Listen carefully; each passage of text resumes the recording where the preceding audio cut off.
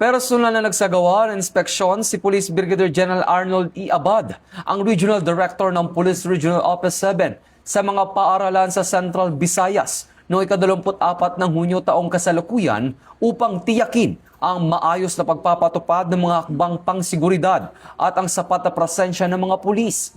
Sinuri ni Police Brigadier General Abad ang deployment ng mga pulis at naipag-ugnayan sa mga eskwelahan bilang bahagi ng patuloy na pagsisikap ng PRO7 na mapanatili ang ligtas at maayos na kapaligiran sa mga mag-aaral, guro at iba pang kawani ng paaralan.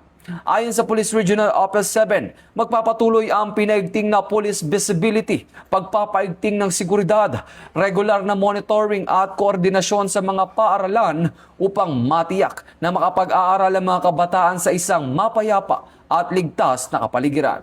Ang naturang hakbang na ito ay nakaangkla sa bagong PNP para sa bagong Pilipinas. Serbisyong mabilis, tapat at nararamdaman. Mula dito sa National Headquarters ng Philippine National Police, ako ang inyong PNN correspondent, Patrolman Edwin Baris, alagad ng batas, taga-taguyod ng Balitang Pulis.